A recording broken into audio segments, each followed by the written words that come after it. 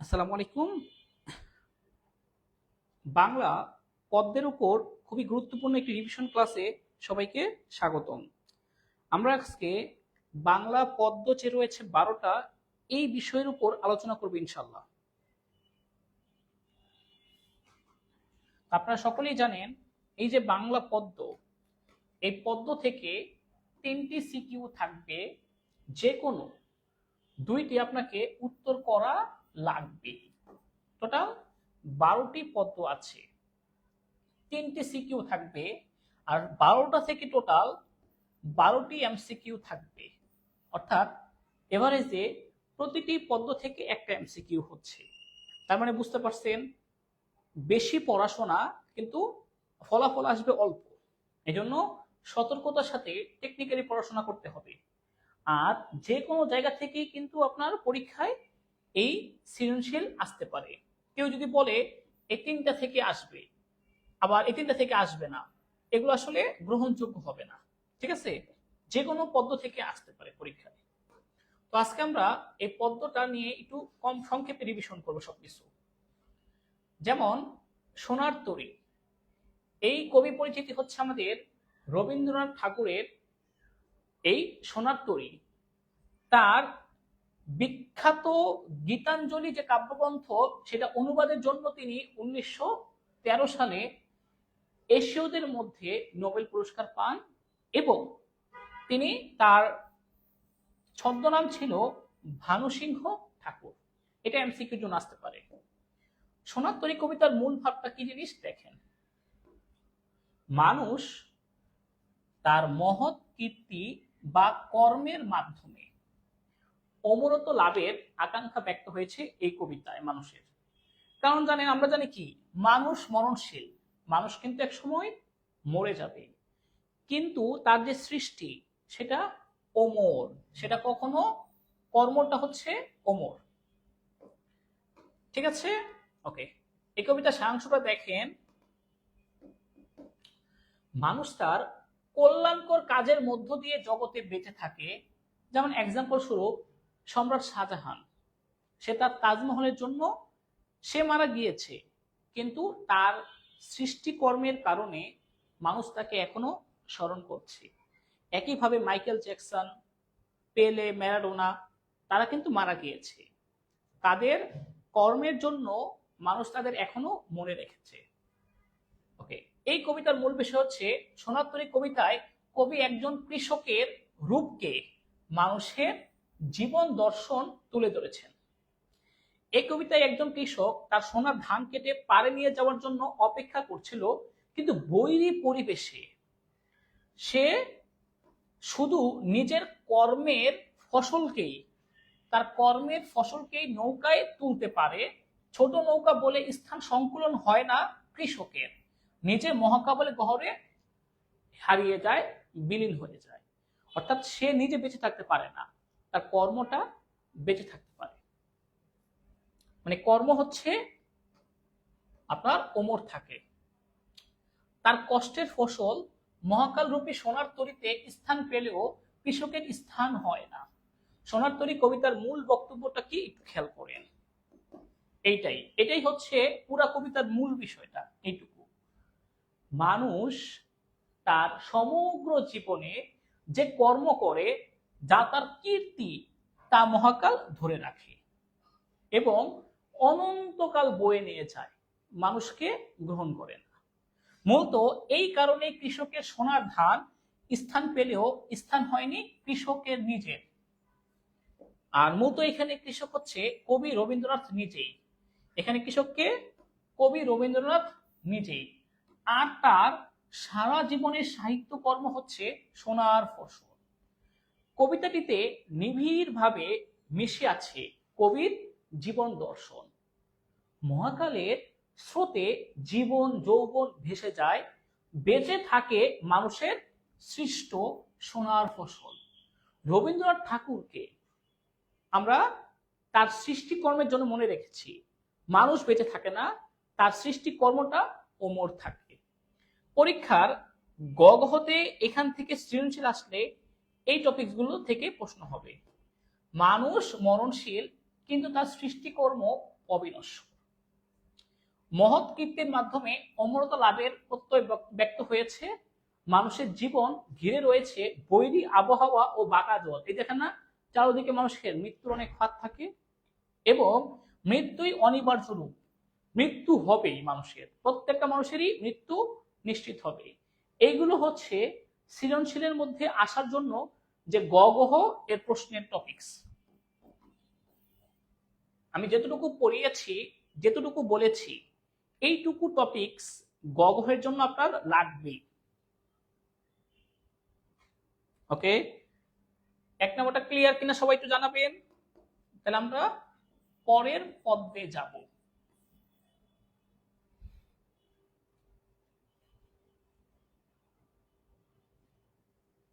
পরের পদ্মটা দেখাবো।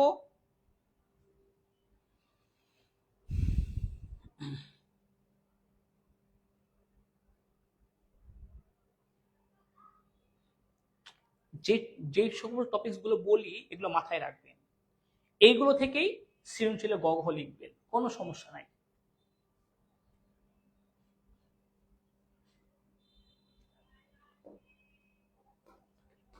এরপরে আসেন হচ্ছে যে গুরুত্বপূর্ণ টপিক, সোনার তড়িৎ কোথা থেকে আসছে, বাঁকা জল কি, এগুলো হচ্ছে আপনার এমসিকিউর জন্য বা ক এর জন্য ইম্পর্টেন্ট। এই যে 20টা টপিকস বলে দিচ্ছি, এগুলো ভালো করে দেখবেন।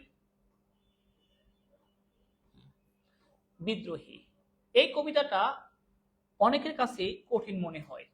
আর কবিতাটা লিখছেন কাজী নজরুল ইসলাম। মনে রাখবেন, কাজী নজরুল ইসলাম হচ্ছে বিদ্রোহী কবি। এই জন্য আমাদের জাতীয় কবিও তিনি, তাকে বলা হয় বিদ্রোহী কবি। তার কবিতার মধ্যে দেখা যায় কি আপনার যে সকল প্রকার অত্যাচারীদের কিভাবে, নির্যাতিত মানুষের পাশে দাঁড়ানো, বিদ্রোহী মনোভাব, একটা প্রতিবাদী মনোভাব প্রকাশ পায়। কাজী নজরুল ইসলাম হলেন আমাদের জাতীয় কবি। এটাও কিন্তু এমসিকিউতে আসছে, হাসার কিছু নেই। এই যে জাতীয় কবি, এটা একবার এমসিকিউতে আসছে। মাত্র 8 বছর বয়সে পিতাকে হারান তিনি। 1920 সালে বাঙালি পল্টনে যোগ দেন। সাপ্তাহিক বিজলিতে তার বিদ্রোহী কবিতা প্রকাশ হলে তিনি বিদ্রোহী কবি হিসেবে পরিচিতি লাভ করেন। কাজী নজরুল ইসলামকে বলা হয় বিদ্রোহী কবি। এগুলো এমসিকিউর জন্য ইম্পর্টেন্ট। ওকে,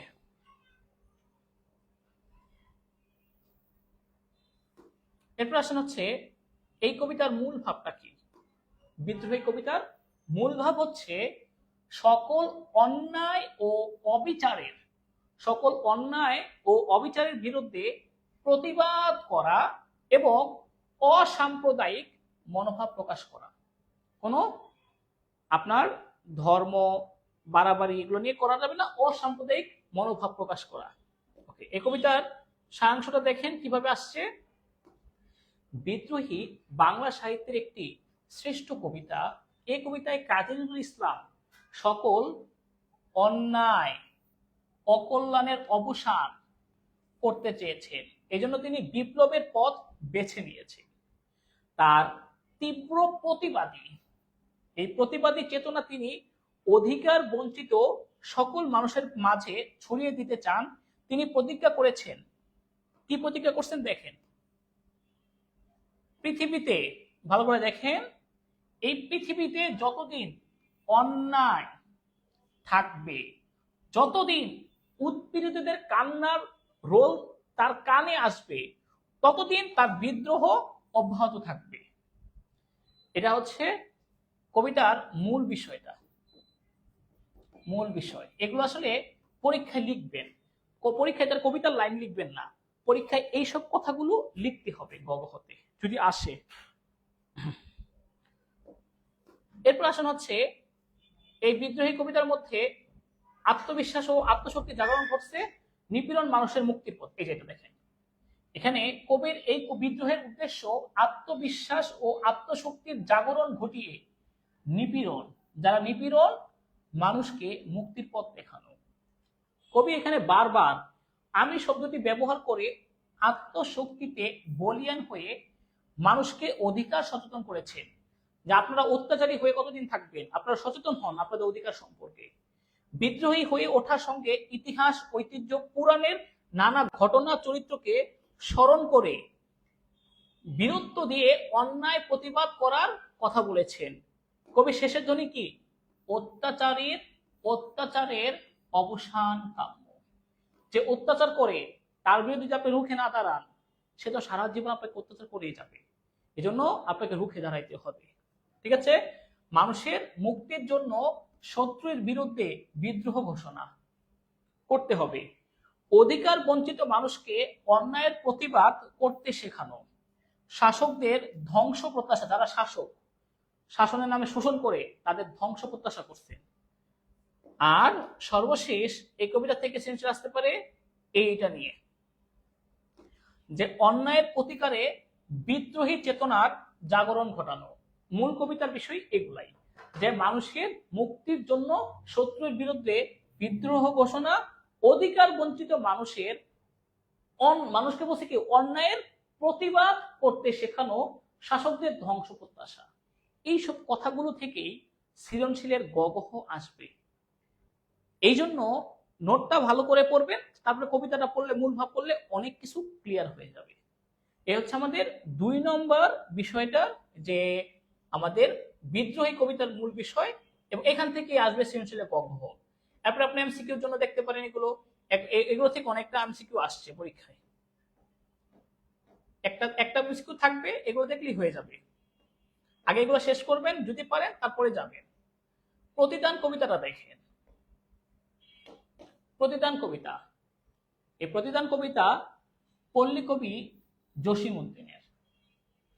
তাকে জসিমউদ্দিন পল্লী কবি হিসেবে পরিচিত করা হয়। তার কলেজে কবর কবিতা রচনা করে তিনি খ্যাতি অর্জন করেন। তার বিখ্যাত কাব্যগ্রন্থ হচ্ছে নকশি কাঁথার মাঠ। এগুলো এমসিকিউর জন্য ইম্পর্টেন্ট কবি সম্পর্কে। এরপর আসেন মূল ভাবটা কি। এই কবিতার মূল ভাবটা হচ্ছে মানব কল্যাণে নিজেকে নিয়োজিত করা এবং অন্যের প্রতি সহমর্মিতা দেখানো। আপনাকে কেউ ঘুষি মারছে, আপনি তাকে বুক পেতে দিবেন, যা ঘুষি আরেকটা মারো। তাকে কোলে দেখা যাচ্ছে তাকে জড়িয়ে ধরবেন।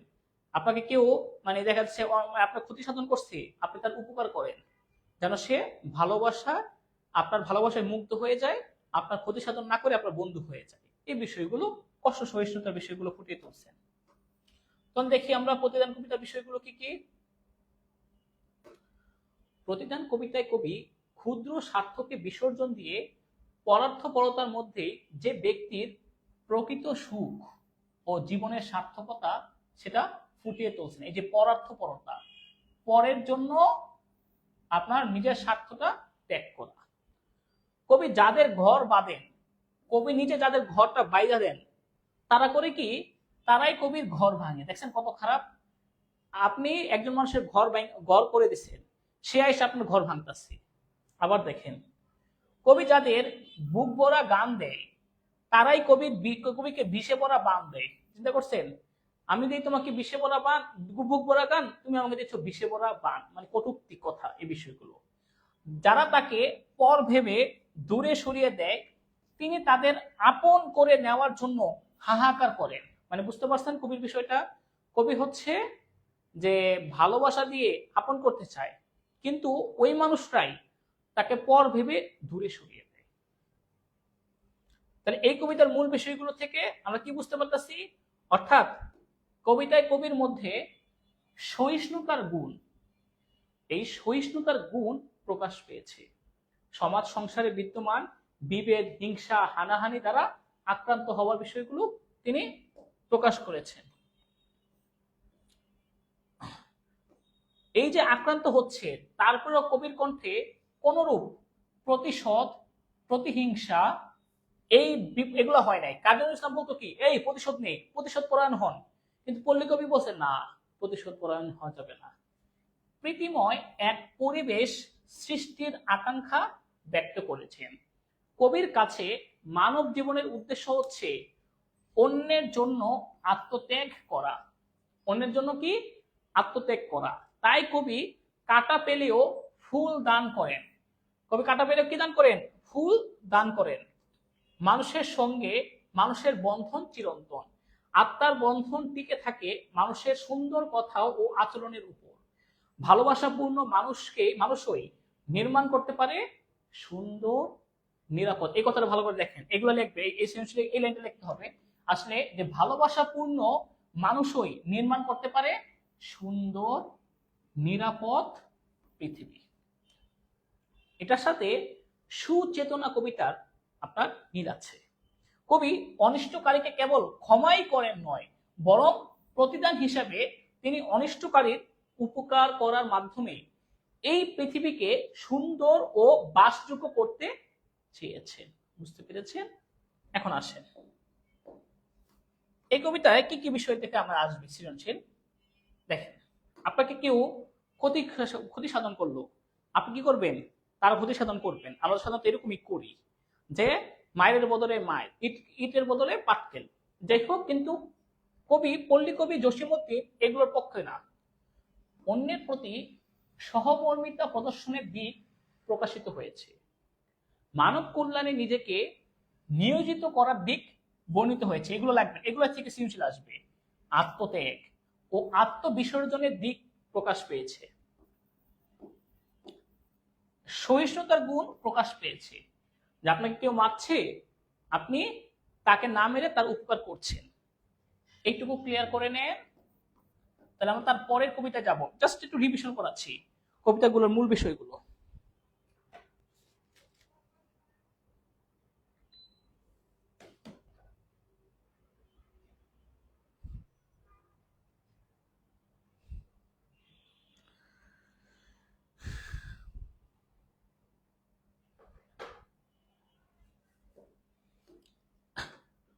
পল্লী কবি জসীমউদ্দীন আর রবীন্দ্রনাথের সাথে একটা মানে দেখা যাচ্ছে উল্টা হয়ে যায় না তাদের মধ্যে। এগুলো দেখবেন যে কবি, এগুলো এমসিকিউর জন্য ইম্পর্টেন্ট। হ্যাঁ, এই বিষয়গুলো 20টা দিয়ে দিয়েছি।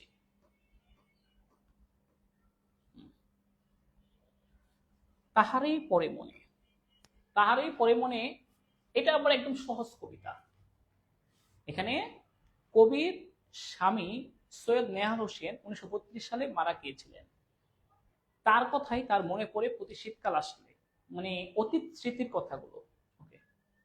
সুফিয়া কামাল বিশিষ্ট মহিলা কবি ও নারী আন্দোলনের অন্যতম পথিকৃত। তার প্রত্যেক নিবাস কুমিল্লায়।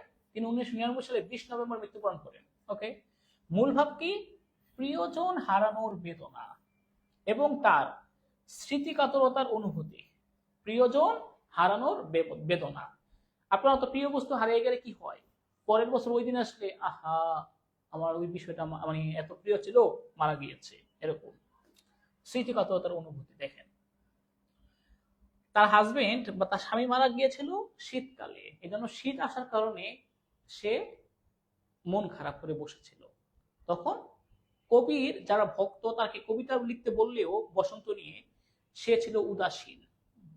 ওকে, বসন্ত গীত রচনা এবং বসন্তের সৌন্দর্য উপভোগের জন্য কবির প্রতি কবি ভক্তরা আহ্বান জানায় যে বসন্তের সৌন্দর্য নিয়ে কবিতা লিখো।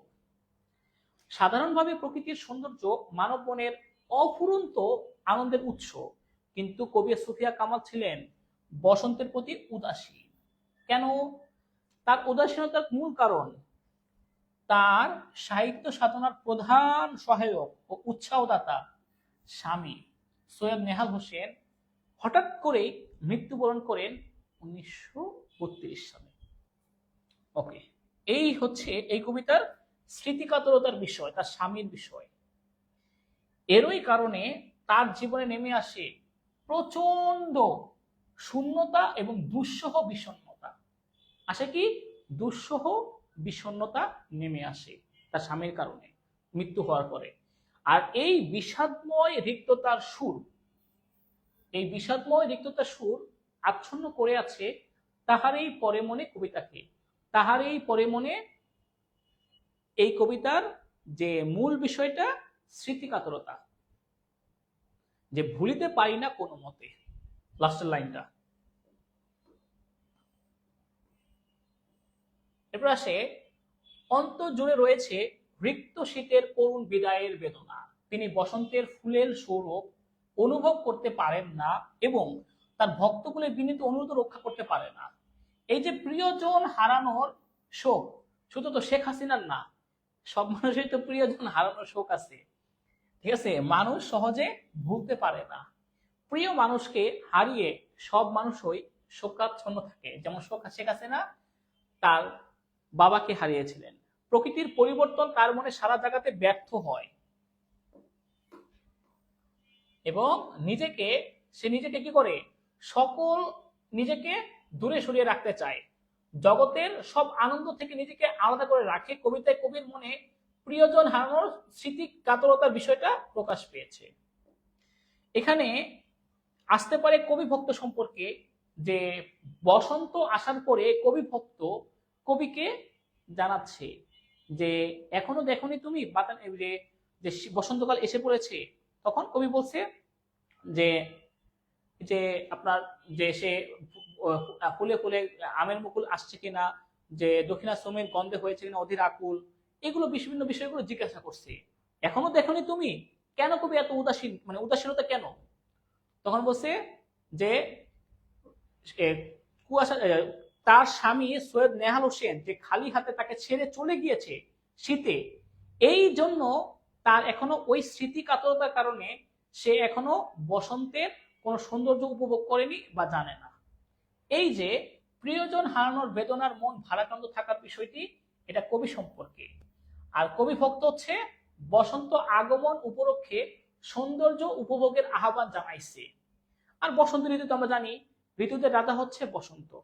এটা চারিদিকে নতুন পাতা গজায় এবং সবচেয়ে এই ঋতুদের মধ্যে রাজা বলা হয় কারণ এখানে কোকিল কুহু সুরে গান কয়, অতীত স্মৃতির কথা স্মরণ করিয়ে দেয়।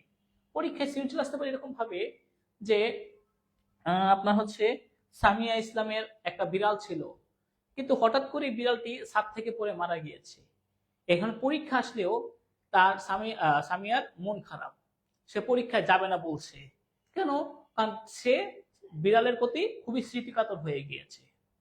তো সামিয়ার সাথে তাহারই পরে মনে কবিতা কিসের সাথে সাদৃশ্যপূর্ণ? কবির সাথে। কবিও যেমন স্মৃতিকাতর, সামিয়াও স্মৃতিকাতর। কবি ছিল তার হাজবেন্ডের জন্য, সামিয়া তার বিড়ালের জন্য। এইভাবে উদ্দীপকের সাথে সাদৃশ্য দেখাইতে হয়। ওকে, ক্লিয়ার? এটা আসলে ইজিলি পারবেন অনেকেই। এবং এটা কিন্তু একটা নাটকীয়, ঠিক আছে, নাটকীয় একটা বিষয় যে কবি ভক্ত একটা প্রশ্ন করছেন, কবি একটা উক্তি করছেন, এভাবে তারা একটা মানে দুইজনের মধ্যেই সংলাপ নির্ভর একটা কবিতা হচ্ছে তাহারই পরে মনে।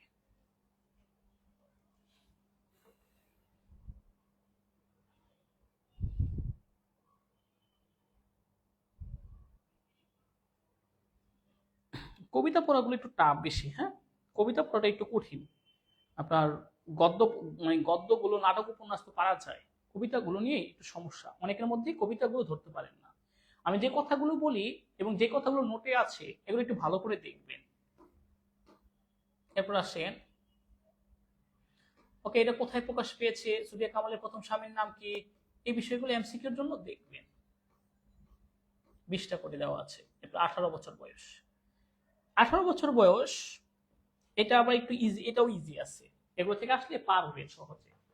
যে সুকান্ত ভট্টাচার্য লিখছিলেন তার বিখ্যাত যে কাব্যগ্রন্থ ছাড়পত্র, যেটা 1948 সালে প্রকাশ পায়। তিনি দৈনিক স্বাধীনতা পত্রিকার সঙ্গে যুক্ত ছিলেন।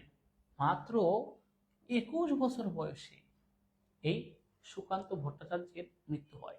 কিন্তু এই 21 বছর বয়সে তিনি যা করে গেছেন, মানুষ 60 বছর বয়সও করতে পারে না সেটা। এই কবিতার মূল ভাবটা কি? বয়সন্ধিকালের বৈশিষ্ট্য ফুটে উঠেছে, ন্যায় অন্যায়ের বিচার করে ন্যায়বোধের পক্ষে মতামত ব্যক্ত করতে পারবে। একদম সহজ কথা বলি, বয়সন্ধি জুলাই আন্দোলনে কি হয়েছে? তরুণরা সবার আগে এগিয়ে গেছে। এই যে তরুণদের বিপদের মধ্যে অগ্রণী ভূমিকা পালন, ইতিবাচক দিক, পাশাপাশি তরুণরা কিশোর গ্যাং, মাদকাসক্ত এবং অন্যায় কাজে ধাবিত হওয়া নেতিবাচক দিক, এই দুইটাই বর্ণিত হয়েছে 18 বছর বয়স কবিতা। এরপর আসেন, দেখেন সারাংশটা দেখলে একটু সহজ হবে। 18 বছর বয়সে মানুষ কৈশোর থেকে যৌবনে পদার্পণ করে। যৌবনের যেমন ইতিবাচক দিক এটা আসে পরীক্ষায় রয়েছে, তেমনি এর নেতিবাচক দিক রয়েছে। যৌবনের নেতিবাচক দিকগুলো কি চলেন দেখি আমরা। যৌবনের নেতিবাচক দিকগুলোর প্রতি আসক্ত হয়ে অনেকেই সুন্দর জীবন ধ্বংসের দিকে ঠেলে দেয়, যেমন মাদকাসক্তি, প্রেমে ব্যর্থ, কিশোর গ্যাং, অন্যায় ইত্যাদি হচ্ছে নেতিবাচক দিক। এগুলো কিভাবে হয়? সমাজের নানা বিকার, অসুস্থতা ও সর্বনাশের অভিঘাতে এরা হয়ে উঠতে পারে ভয়ঙ্কর। যেমন আমরা বলি এখন কিশোর গ্যাং, এদের অত্যাচারে মোহাম্মদপুর এলাকা, আরো বিভিন্ন এলাকা, মিরপুর একেবারে অতিষ্ঠ। এরপর আসেন, অন্যদিকে এই বয়সের ইতিবাচক দিক হচ্ছে এই বয়সের তরুণরা অন্যায়ের বিরুদ্ধে মাথা উঁচু করে দাঁড়ানোর প্রস্তুত থাকে। তারা হয়ে ওঠে প্রতিবাদী, সাহসী, যৌবনের দুর্বার গতিতে এগিয়ে চলে। এগুলো হচ্ছে জুলাই আন্দোলনের সাথে সম্পর্কিত, দেখা যায়, বোঝা যাচ্ছে। নিজের রক্ত দিয়ে এরা বিজয়ের পতাকা ছিনিয়ে আনে। দেখছেন, আসলেই তো বিজয় আনছে। যে আপনার আবু সাইদ মারা গেল, স্থবিরতা, নিশ্চলতা, জরাজীর্ণতা পরিহার করে দুর্বার গতিতে এগিয়ে যায় প্রগতির পথে এই 18 বছর বয়সে। এরপর আসেন, আত্মত্যাগের মহান মন্ত্রে উজ্জীবিত হয়ে আঘাত সংঘাতের মধ্যে রক্ত শপথ নিয়ে ঝাঁপিয়ে পড়ে সত্য, সুন্দর ও ন্যায় প্রতিষ্ঠায় তারা তৎপর থাকে। এই সকল ইতিবাচক বৈশিষ্ট্যের জন্য কবি সুকান্ত ভট্টাচার্য প্রত্যাশা করছেন কি? এটা হচ্ছে, এই কথাগুলো লিখবেন পরীক্ষায়, এই কথাটা লিখতে হবে, এই কথা সবচেয়ে গুরুত্বপূর্ণ। এই সকল ইতিবাচক বৈশিষ্ট্যের জন্য কবি সুকান্ত ভট্টাচার্য প্রত্যাশা করেছেন নানা সমস্যাপীড়িত দেশে তারুণ্য ও জাতীয় জীবনে যেন তালিকা শক্তি হয়ে যায় তারুণ্যরা। এখানে পরীক্ষায় যত প্রশ্ন আসবে এখান থেকে আসবে। 18 বছরের যে নেতিবাচক দিকগুলো, 18 বছরের ইতিবাচক দিকসমূহ, দেশের অগ্রগতি ও কল্যাণে 18 বছরের ইতিবাচক দিকের ভূমিকা। কারণ 18 বছর বয়সের যে তারুণ্য, শক্তি, সাহস, প্রতিবাদী মানসিকতা, এটা অন্য সময় পাওয়া যায় না। ঠিক আছে, এই জন্য ইতিবাচক দিকগুলো রয়েছে, সেইগুলো কবি প্রত্যাশা করছেন দেশের জন্য কল্যাণে কাজ করে। আর নেতিবাচক দিক সম্পর্কে সচেতন থাকতে বলা হয়েছে। মাদকাসক্তি, কিশোর গ্যাং এবং প্রেমে ব্যর্থ, এগুলোর প্রতি সচেতন থাকবেন। ক্লিয়ার? আমি যে কথাগুলো বলি, আবারও বলছি বারবার, এই কথাগুলো দিকে খেয়াল রাখবেন এবং যেটা লিখে দিচ্ছি এই নোটটা ভালো করে দেখবেন। মূলত আমি নোটটা রিভিশন করানোর জন্যই আপনাদের এইটা আজকে পড়াচ্ছি। ওকে, তার শুধু কবিতা পড়িয়ে একটা করে কবিতা পড়ানো সম্ভব না। আকাল সুকান্ত ভট্টাচার্যের কোন ধরনের কাব্যগ্রন্থ? এগুলো লাগবে না, কাব্যগ্রন্থ, এটা কোন ধরনের রচনা, কাব্যগ্রন্থ, এগুলো আসলে দেখে নেবেন নিজে নিজে, মাত্রাপিত ছন্দে রচিত বিষয়টা।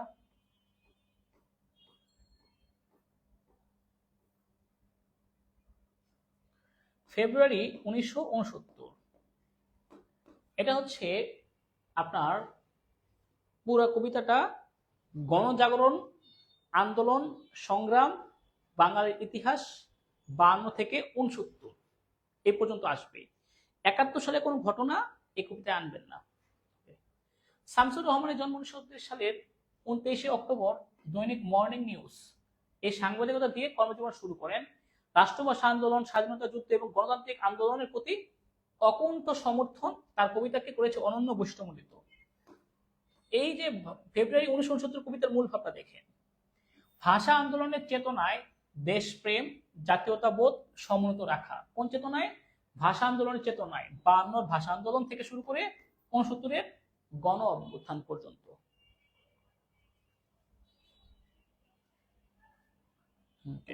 এরপর আসেন হচ্ছে ফেব্রুয়ারি 1969 কবিতাটি দেশপ্রেম। ভালো করে দেখেন, এই যে দেশপ্রেম, গণজাগরণ, সংগ্রামী চেতনার কবিতা।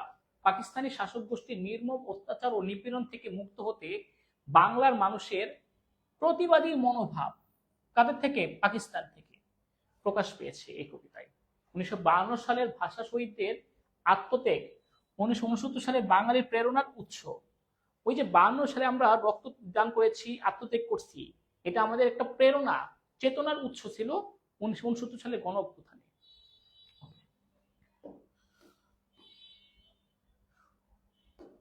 1969 সালে এসে 1952 সালের ফেব্রুয়ারিকে স্মরণ করা হয়েছে সংগ্রামী ভাষা আন্দোলনের চেতনাকে তুলে ধরার জন্য।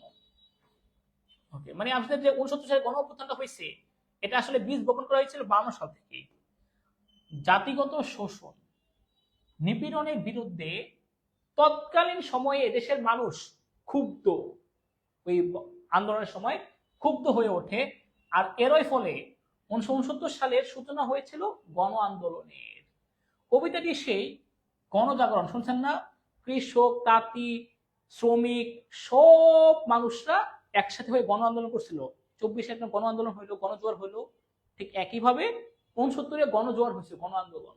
ওকে, এর পটভূমিতে রচিত হয়েছে। প্রত্যন্ত গ্রাম, হাট বাজার, স্কুল, কলেজ ও কারখানা থেকে অসংখ্য মানুষ জড়ো হয় ঢাকার রাজপথে। বাঙালির এই প্রতিবাদ ও আন্দোলনের প্রেরণা পেয়েছিল ভাষা আন্দোলনের সালাম, বরকত, রফিক, জব্বারদের কাছ থেকে। এই 69 সালে এদেশের জনগণ স্বৈরাচারী শাসকদের বিরুদ্ধে রুখে দাঁড়িয়েছিল, যেমন 24-এ স্বৈরাচারী শাসক শেখ হাসিনার বিরুদ্ধে রুখে দাঁড়াইছিল একইভাবে। আর এই মাতৃভাষার প্রতি প্রাণদান তাদের সাহস ও শক্তি জুগিয়েছে। দেখেন, এই কবিতা থেকে আসলে এইগুলো বিষয়গুলো আসবে। বাংলাদেশের সংগ্রামী চেতনার 21-এর ভূমিকা। 1969 সালের গণ আন্দোলন, এটা হয়তো 24 সাথে গণ আন্দোলনের সাথে মিক্স করতে পারে, সাদৃশ্যতা খেতে পারে।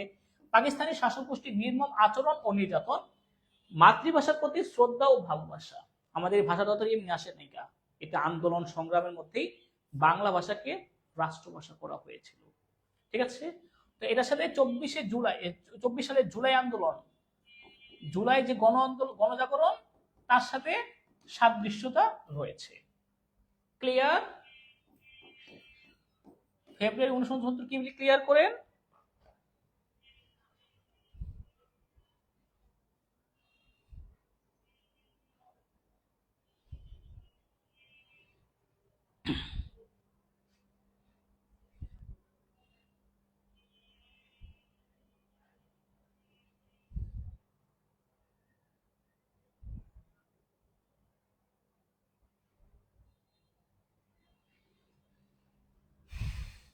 এরপর আসেন, তারপর এগুলো যে গুরুত্বপূর্ণ এমসিকিউ গুলো, এগুলো দেখে রাখবেন। এখান থেকে এই এমসিকিউ গুলো কমন পড়ে যাবে, এবং সৃজনশীল কগুলো কমন পড়ে যাবে, কগুলো বিশেষ করে। আমি কিংবদন্তির কথা বলছি, এটা আবু জাফর ওবায়দুল্লাহ, তিনি রচনা করছিলেন। তিনি বাংলাদেশের রাষ্ট্রদূত, হিসেবে দায়িত্ব পালন করেছেন। এছাড়াও তিনি ছিলেন সরকারের কৃষি ও প্রাণী সম্পদ মন্ত্রী 1982 সালের দিকে। এই কবিতার মূল ভাবটা শুনেন। মূল ভাবটা হচ্ছে যে আমাদের যারা পূর্বপুরুষ, এই পূর্বপুরুষের সংগ্রামী চেতনার দিক, বাঙালির ঐতিহ্য চেতনার দিক প্রকাশিত হয়েছে। আমাদের পূর্বপুরুষের, যেমন হচ্ছে আমাদের বাঙালি জাতি 71 সালে যুদ্ধ করছে, 52 সালে যুদ্ধ করছে, এরপরে ইংরেজদের বিরুদ্ধে যুদ্ধ করছিল, আমাদের ইতিহাস আছে। ওকে, সারাংশটা দেখেন, এটা তো অনেক জটিল। বাঙালির সংস্কৃতির হাজার বছরের ইতিহাস, এগুলো লিখবে। ইতিহাস, ঐতিহ্য, সংগ্রাম, বিজয় এবং মানবিক উদ্ভাবন প্রতিফলিত হয়েছে। কবি এই কবিতায় পৌনঃপুনিকভাবে মানব মুক্তির আকাঙ্ক্ষায় সোচ্চার হন। কবিতার পূর্বপুরুষের সাহসী ও গৌরবোজ্জ্বল ইতিহাসের কথা উপস্থাপনের মধ্য দিয়ে তার বক্তব্যকে এগিয়ে নিয়ে চলেন। মানে হচ্ছে এই কবিতায় বোঝানো হয়েছে বাঙালির হাজার বছরের ইতিহাস, রক্ত সংগ্রামের ইতিহাস, বিজয় ছিনিয়ে আনার ইতিহাস। বাঙালি কোনো কাপুরুষ নয়, এরা যে কোনো সময় ঐক্যবদ্ধ হয়ে যে কোনো দেশের বিরুদ্ধে যুদ্ধ লেগে যাবে। ঠিক আছে, প্রয়োজনে আত্মত্যাগ করবে। মানে এই ইতিহাস হইলে সমৃদ্ধ। তার বক্তব্যে এগিয়ে নিয়ে যান। কবিতার বর্ণিত হয়েছে এটা মাটির কাছাকাছি মানুষের ইতিহাস। যে কৃষক, মাটির কাছাকাছি কারা? যে কৃষক, তারাই তো মাটিতে ফসল ফলায়। ইতিহাস বাংলার ভূমিজীবী অনার্য কৃতদাসের লড়াই করে টিকে থাকার ইতিহাস। আর শোনেন, মুক্তির পূর্ব শর্ত কি? মুক্তির পূর্ব শর্ত হচ্ছে যুদ্ধ। যুদ্ধ না করে মুক্তি হবে না। আর যুদ্ধে পরিবার থেকে দূরে সরে যেতে হয়, ভালোবাসার জন্য, তাদেরকে মুক্ত করার জন্যই তাদের ছেড়ে দিতে হয়। এটা হচ্ছে যে মুক্তিযুদ্ধ চলাকালীন রচিত গান, উপন্যাস, নাটক, গল্প মুক্তিযুদ্ধের সাহস ও উৎসাহ যোগায়। যেমন 24শে জুলাই আন্দোলনে কয়েকটা গান, কয়েকটা স্লোগান মানুষকে অনুপ্রেরণা যোগাইছে। একইভাবে এখানেও কবিতায় কবি বিদেশি শোষকদের প্রতিবাদ ও প্রতিরোধের কথা বলেছেন। বাঙালিদের হাজার বছরের ইতিহাস, ঐতিহ্য ইত্যাদি থেকে অনুপ্রাণিত হয়ে, যে আমরা বিদেশিদের প্রতিবাদ করতে পারবো কারণ আমাদের ইতিহাস সমৃদ্ধ। আর নিজের অস্তিত্ব, বাঙালির অস্তিত্ব টিকিয়ে রাখার জন্য তারা লড়াই করেছেন, তার ঐক্যবদ্ধ হয়ে দেশ ও দেশের মানুষকে শত্রুমুক্ত করতে চেয়েছেন। কি করছে? ঐক্যবদ্ধ হয়ে শত্রুদেরকে ভয় দেখাইছে, যা বাঙালি কাপুরুষ নয়। এদের ইতিহাস খুব ঐতিহ্য সমৃদ্ধ। 52, 71, 24 জুলাই বা 24শে জুলাই, ইংরেজদের আন্দোলন, এগুলো আমাদের ঐতিহ্য, ইতিহাস সমৃদ্ধ। এখান থেকে সৃজনশীল আসবে কি কি দেখেন। বাঙালির ঐতিহ্য চেতনার দিক প্রতিফলিত হয়েছে বিদেশি শাসক শত্রুদের নির্মম নির্যাতন ও বাঙালির সংগ্রামী চেতনার দিক এখান থেকে আসে। বাঙালি সংস্কৃতির হাজার বছরের ইতিহাস এইগুলো থেকে আসবে।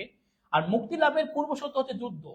আপনি মুখে মুখে কথাই বলবেন না, মুক্তির পূর্ব শর্ত যুদ্ধ। যুদ্ধ করতে হবে, যুদ্ধ করে মুক্ত ছিনিয়ে আনবে মুক্তি।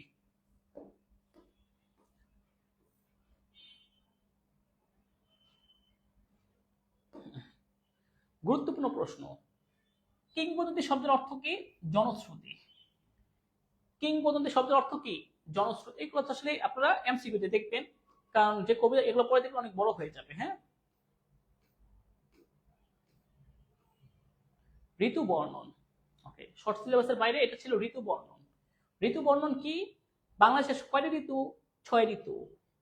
বসন্ত ঋতুতে অনেক সুন্দর, গ্রীষ্ম ঋতুতে গরমে মাথা মুথা ঘাইমা শেষ হয়ে যায়, বর্ষা ঋতুতে আপনার পায়ের দিকে পানে থই থই করে, এই শৈলী বন্যা হয়ে যায়।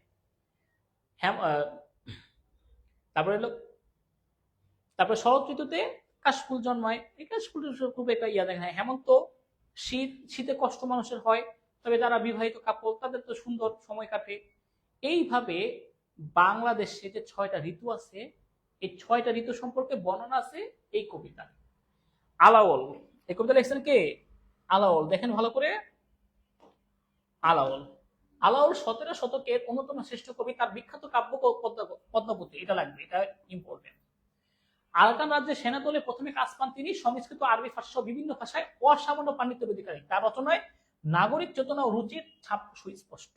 নাগরিক চেতনা ও রুচির ছাপ। এখন আসে, বাঙালির ষড়ঋতুর অপরূপ সৌন্দর্যের কথা বলা হয়েছে। মানব মনের উপর এই ঋতু পরিবর্তনের সাথে প্রকৃতির প্রভাব ও ফুটিয়ে তোলা হয়েছে। এখন আসে সারাংশ। বাংলাদেশের প্রাকৃতিক সৌন্দর্যে যুগে যুগে মানুষ মুগ্ধ হয়েছে। ঋতু বর্ণন কবিতায় আমাদের ষড়ঋতুর রূপ, এই যে ষড়ঋতুর রূপ বৈচিত্র্যের বর্ণনা দেওয়া হয়েছে। ষড়ঋতুতে প্রকৃতির সাজে নানা রূপে, যে বসন্তকাল থেকে শুরু করি, বসন্তকালে গাছে গাছে নতুন পাতা গজায়, ফুল ফোটে, দক্ষিণা হাওয়া বয়ে যায়, কোকিলের মিষ্টি সুরের ডাক দেখতে পাই আমরা। আর গ্রীষ্মকালে সূর্যের তাপদাহের কথা, কি পরিমাণ যে সূর্যের তাপ এটা দেখা যায়। আবার ছায়ার গুরুত্বের কথা বর্ণনা করছে, যে গ্রীষ্মকালে কি মানুষ বড় গাছের ছায়ায়, কোনো কিছু ছায়ায় বসে একটু দেখে, একটু শান্তি করে। আর বর্ষাকালে কি হয়? ঘন ঘন মেঘ চারদিকে ভরে যায় বর্ষার জলে, এদিক সেদিক ডাকাডাকি শুরু করে মাদি ব্যাঙ ও শিখিনি বা ময়ূরী। আর শরতের আকাশটাকে নির্মল, শরতের নির্মল আকাশ, শরতের নির্মল আকাশ, ফুলের চামর ধোলা খঞ্জনার নাচ দেখে মনে জাগে কৌতুক। হেমন্তে পুষ্পথল তাম্বুলে মানে পানে সুখ পাওয়া যায়। শীতকালে সূর্য যেন লুকিয়ে থাকে। রাতের বেলা সুখী দম্পতিদের চিত্ত সুখের বর্ণনা, মানে শীতকালে বিবাহিতদের যে একটা চিত্ত সুখের বর্ণনাও মানে এখানে বলছে, যে তারা খুব আনন্দের সময় কাটায়। শীতে দীর্ঘ রজনী ইত্যাদি বিষয় ফুটে ওঠে ঋতু বর্ণনে। তো এখান থেকে সৃজনশীল আসলে এইগুলো, যে মানব মনের সঙ্গে প্রকৃতির সম্পর্কের দিক। বর্ষাকালে মানুষের মন প্রকৃতি, গ্রীষ্মকালে একরকম প্রকৃতি, শীতকালে একরকম প্রকৃতি থাকে না। আপনার সব ঋতু থেকে মানুষের মন একই রকম থাকে না। ঋতু পরিবর্তনের সাথে মানুষের মনটারও পরিবর্তন হয়। বর্ষা, গ্রীষ্ম ও হেমন্তের সৌন্দর্যের দিক, আর শীতের ইতিবাচকটাই আছে কবিতায় আছে, কিন্তু নেতিবাচক দিক থেকেও আসে। যেমন শীতকালে গরিব মানুষের কষ্ট হয়, কিন্তু কবিতায় এটা বলা নাই। বসন্তের সৌন্দর্য, শরতের সৌন্দর্য, কিন্তু এখান থেকে আসছে যে কবিতায় শীতের নেতিবাচক দিক সম্পর্কে বলা থাকে না, কিন্তু নেতিবাচক দিকও আছে, শীতকালের কষ্ট মানুষের আছে।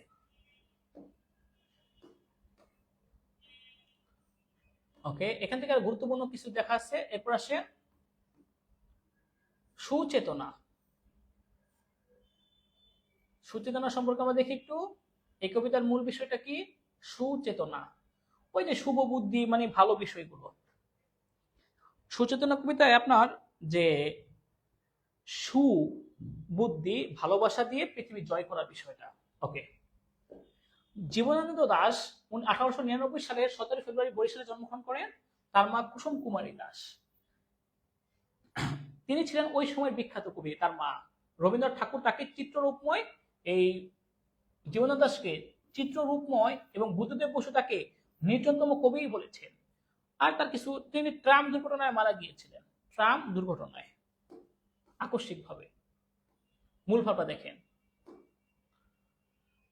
সুচেতনা অর্থাৎ শুভবোধকে, যেটা ভালো বোধ ধারণ করেই ধীরে ধীরে সমাজ থেকে সকল নেতিবাচকতা দূর হবে।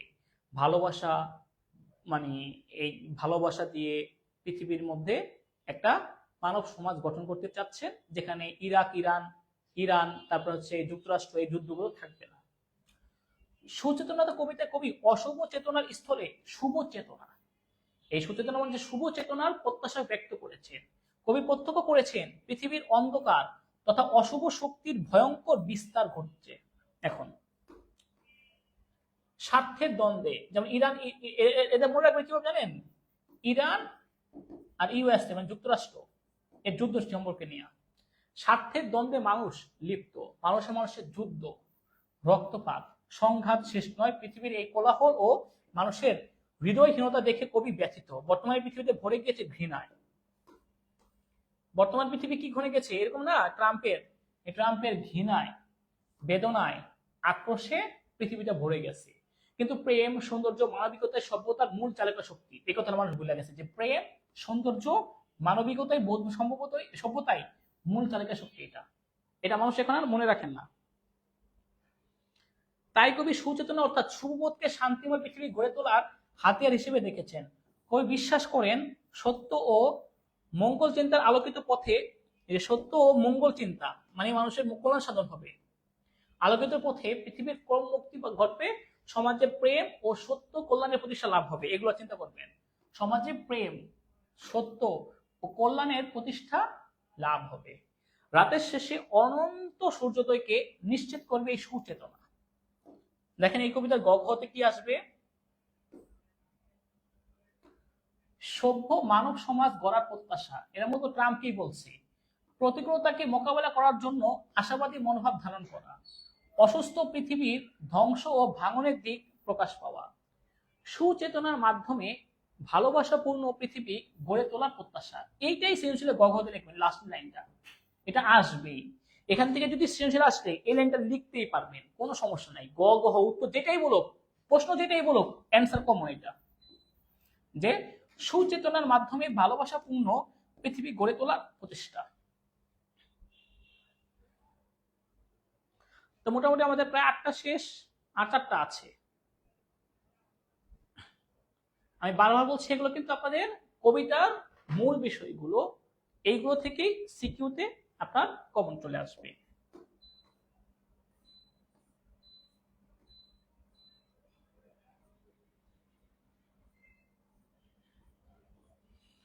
ওকে, বিভীষণের প্রতি মেঘনাদ। বিভীষণের প্রতি মেঘনাদ, এটা মাইকেল মধুসূদন দত্ত অমিত্রাক্ষর ছন্দ প্রবর্তন করে লিখছেন। আর তিনি সনেট হচ্ছে 14দশপদী কবিতা, এই কবিতার প্রবর্তক। তার নাটক শর্মিষ্ঠা, পদ্মাবতী, কৃষ্ণকুমারী খুবই নাম করা ছিল। এখন আসেন মূল ভাবটা দেখেন। এই কবিতায় 2টা টপিকস মাথায় রাখবেন। আপনারা নাটক করছেন না? সিরাজ দেশপ্রেম, সিরাজ হচ্ছে দেশপ্রেম, মির্জাফর বিশ্বাসঘাতক, এইখানেও মনে রাখবেন। বিভীষণ বিশ্বাসঘাতক, আর সিরাজের মতো দেশপ্রেম মেঘনাদ, এখান থেকে আসবে। এখন আসেন এই কবিতার বিষয়টা বুঝিয়ে দিচ্ছি। মাতৃভূমির প্রতি গভীর ভালোবাসা প্রকাশিত হয়েছে, এবং যারা বিশ্বাসঘাতক, এই বিশ্বাসঘাতকতা ও দেশদ্রোহীর বিরুদ্ধে প্রকাশিত হয়েছে ঘৃণা। এই বিশ্বাসঘাতকতা হচ্ছে বিভীষণ, মাতৃভূমির প্রতি ভালোবাসা হচ্ছে মেঘনাদ। সারাংশ দেখেন, এই কবিতায় মেঘনাদ একজন দেশপ্রেমী যোদ্ধা। রাম রাবণের যুদ্ধে তাই সে স্বদেশ মানে তার নিজের স্বজাতির পক্ষ অবলম্বন করে। অন্যদিকে বিভীষণের চাচা, মেঘনাদের চাচা বিভীষণ বিশ্বাসঘাতকতা হিসেবে এই অংশে বর্ণিত হয়েছে, পরিগণিত হয়। তার ষড়যন্ত্রের শিকার দেশপ্রেমিক মেঘনাদ। বিভীষণ শত্রুপক্ষ রাম লক্ষ্মণের সাথে আঘাত করে মেঘনাদকে আক্রমণ করার জন্য লক্ষ্মণকে পথ দেখিয়ে নিকুম্বিলা যজ্ঞাকারে আনে। ঠিক আছে, মানে বিষয়টা হচ্ছে মেঘনাদের চাচা বিভীষণ সে তাদের শত্রুপক্ষ রাম লক্ষ্মণ তাদের পক্ষ নিয়ে নিছে, তাদেরকে তাদের যজ্ঞাগার দেখিয়ে দিছে, মেঘনাদকে হত্যা করার জন্য রাস্তা দেখিয়ে দিছে। তখন মেঘনাদ কষ্টে বলতেছে যে চাচা তুমি এই কাজটা কিভাবে করো, তুমি তো আমাদের রাক্ষস বংশের, দৈত্য বংশের, তো তুমি কিভাবে মানুষের সাথে যাও, তার তো নিচু জাতের মানুষ, তস্কর, চোর। তখন মেঘনাদের কথায় এই বিভীষণ যুক্তি দেখায় যে না, তোমরা অন্যায় করছো, তোমরা শাস্তি পাবা, আমরা কেন তোমাদের জন্য শাস্তি পেতে যাব। তখন এই তাদের মধ্যে একটা মানে বিভিন্ন বাক বিতণ্ডা কথাবার্তা হয়, একটা সংলাপ হয়, সে একটা বলে সে একটা যুক্তি দেখায়, এভাবে বিভিন্ন উদাহরণ দেখায়। কিন্তু শেষ পর্যন্ত আপনার যে মেঘনাদ তার দেশপ্রেমটাই প্রকাশ পায়, আর বিভীষণের আপনার যে বিশ্বাসঘাতকতা, স্বজাতি ত্যাগ, নিজের জাতিকে ত্যাগ করে, নিজের জাতিকে না সাপোর্ট করে তার বিপক্ষে শত্রুপক্ষের সাথে আঘাত করার বিষয়গুলো নেতিবাচকভাবে ফুটিয়ে উঠেছিল। তারপর আমরা দেখি যজ্ঞাগারে গিয়ে আসেন মেঘনাদ, তাই তার আপন চাচাকে ভৎসনা করেছেন। কি তুমি এটা করতে পারলা? চেষ্টা করছিল দেশপ্রেমের মন্ত্রে, মানে সে চেষ্টা করছিল দেশপ্রেমের মন্ত্রে উজ্জীবিত করতে তার চাচাকে, কিন্তু তাতেও বিভীষণ কোনো কর্ণপাত করে না। আর বিভীষণ ও মেঘনাদের নাটকীয় ভাষ্যই উক্ত কবিতার আলোচিত হয়েছে। একদিকে হচ্ছে আপনার নৈতিকতা, একদিকে হচ্ছে মেঘনাদ দেশপ্রেম, আর বিভীষণের বিশ্বাসঘাতকতার বিষয়টা। এইটাই আসবে পরীক্ষা, আসলে 100% এখান থেকে আসবে যে মেঘনাদের দেশপ্রেম ও আত্মবিসর্জন, আর বিভীষণ চরিত্রে প্রকাশিত হয়েছে বিশ্বাসঘাতকতা, বীরত্ব ও কাপুরুষের স্বরূপ, নিজ দেশ স্বজাতির প্রতি মমত্ববোধ। 100% আসলে এই দুই জায়গা থেকে আসবে, বিভীষণের দেশপ্রেম, বিভীষণের বিশ্বাসঘাতকতা, মেঘনাদের দেশপ্রেম, এইটুকু থেকে।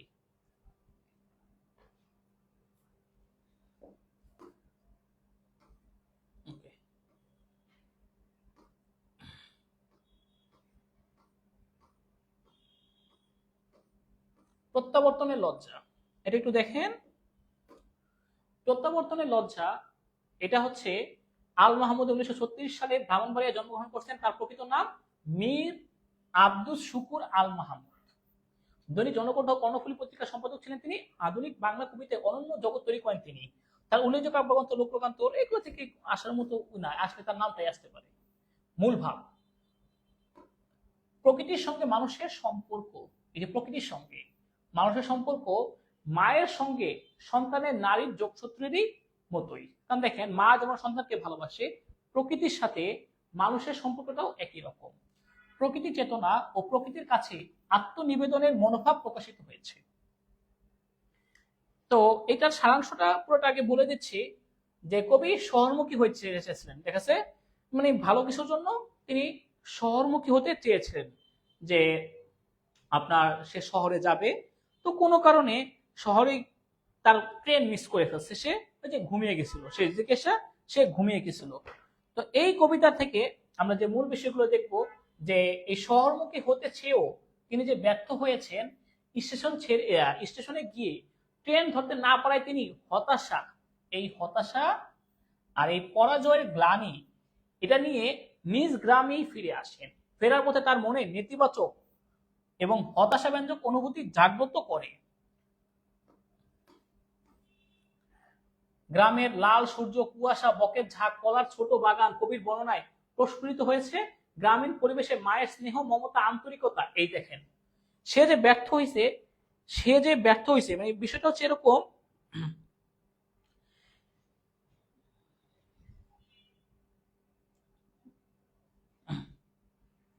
মিনিট।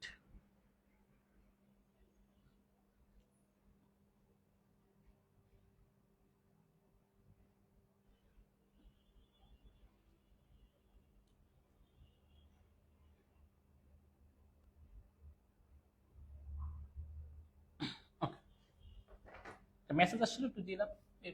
ওকে, বিষয়টা হচ্ছে এরকম, মানে কবি চেয়েছিল একটু শহরে যাবে, শহরমুখী হবে, কারণ শহরে তো অনেক টাকা পয়সা, ইনকাম ভালো, অর্থনৈতিক উন্নয়ন ঘটবে।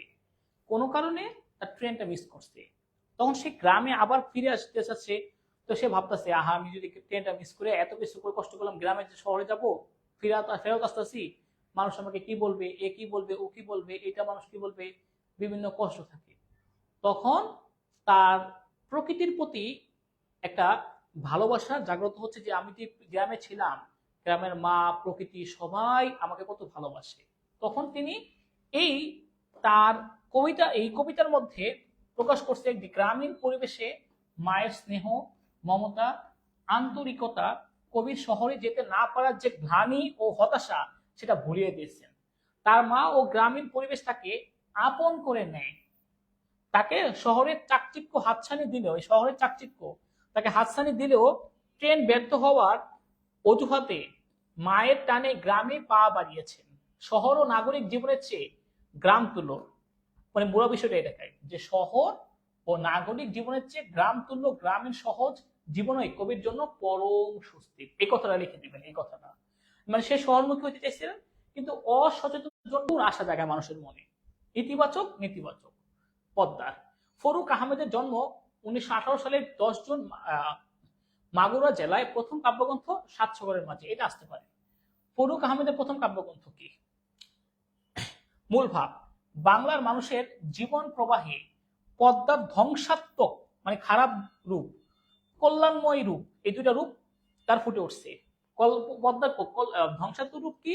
পদ্মা যখন এই পদ্মার পাড়ে যারা মানুষ থাকে, তাদের ঘর বাড়ি সব নিয়ে যায়, আবার নতুন আশা জাগ্রত করায়। নতুন পলিমাটিতে তারা তাদের নতুন আশা জাগ্রত করতে পারে, বা নতুন আশা দেখতে পারে। দেখেন, কবিতায় দেখা যায় বর্ষাকালে পদ্মার পানি বেড়ে বন্যা সৃষ্টি হয়, ফলে মানুষের সাজানো গোছানো সংসার বেঁচে যায়। এই বন্যার জন্য তার সাজানো গোছানো সংসার ভেঙে যায়।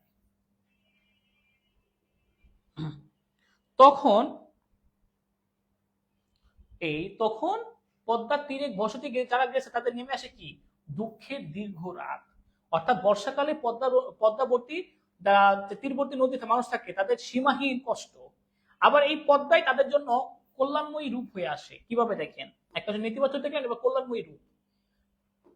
পলি পরে ভূমি হয়ে ওঠে উর্বর, সেই ভূমিতে ফলে সোনার ফসল। তারা নব্য উদ্যমে জীবন সংগ্রামের জন্য প্রস্তুত হয়। পদ্মার পরিপূর্ণ আহ্বান তাদের প্রতিকূলতা জয়ে সংকল্পবদ্ধ করে। অর্থাৎ পদ্মা যেমন ভাসিয়ে নেয় মানুষের সাজানো বাগান, তেমনি মানুষকে ফসলের প্রাচুর্য দেয়। নদীমাতৃক বাংলাদেশে অসংখ্য নদীর মধ্যে পদ্মা নদী সর্ববৃহৎ। ফরুক আহমেদ এই কবিতায় পদ্মার নেতিবাচক এবং ইতিবাচক, ভালো করে দেখেন, এটা এই লাইনটা লিখবেন। এটা হচ্ছে আপনার কবিতার মূল বিষয়টা, এটা মাথায় রাখবেন। ফরুক আহমেদ এই কবিতায় পদ্মার নেতিবাচক আর ইতিবাচক উভয় দিক ফুটিয়ে তুলেছিলেন। পদ্মার ধ্বংসাত্মক রূপের পরিচয়, ধ্বংসাত্মক রূপ, কল্যাণময়ী রূপ, এই দুটা দেখবেন। নদীকে কেন্দ্র করে সাধারণ মানুষের জীবন সংগ্রাম। ধ্বংসাত্মক রূপের ভিতর থেকে প্রাণের স্পন্দন জেগে ওঠা, মানে হচ্ছে পদ্মা যে একদিকে ধ্বংসাত্মক, আবার আরেকদিকে কল্যাণময়ী রূপ। মানুষ নতুন আশা জাগ্রত হয়ে পদ্মার পারে যারা মানুষ থাকে, তারা একদিকে যেমন পদ্মার ধ্বংসাত্মক রূপ দেখে, আবার কল্যাণময়ী রূপও দেখে। ধ্বংসাত্মকের ভিতর থেকে প্রাণের স্পন্দন জেগে ওঠে। এই পদ্মাতে 14পদী কবিতা, এর প্রতি পংক্তিতে রয়েছে 18 মাত্রা। এই হচ্ছে আমাদের কবিতা, মোট 12টা। এই 12টা কবিতা থেকে আপনার 3টা সৃজনশীল আসবে। আপনাকে অবশ্যই 3টা মাত্র আসবে। কয়টা? 3টা।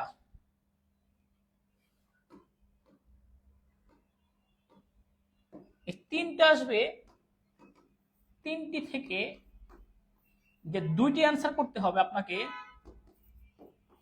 দুইটি উত্তর করা বাধ্যতামূলক। তো এখান থেকে তো উদ্দীপক থাকে, ওই উদ্দীপক থেকে বোঝা মুশকিল। প্রথমত কখন না দেখলে আমরা অনেকে বুঝি না, কখন না পড়লে এটা কোন কবিতা থেকে আসছে, এই জন্য উদ্দীপক থেকে মূল কথা কি এটাও ধরতে পারি না। এই জন্য উদ্দীপক মানে সৃজনশীল লেখার ক্ষেত্রে পদ মানে আমাদের পদ্মের সৃজনশীল গুলো কঠিন মনে হয়। যাই হোক, এই 12টা পদ্ম ভালো করে দেখেন, মূল বিষয়গুলো ভালো করে দেখেন, তাহলে অন্তত যেভাবেই আসুক উত্তর লিখতে পারবেন নিশ্চিত ভাবে। তো সকলের জন্য শুভকামনা। আসসালামু আলাইকুম।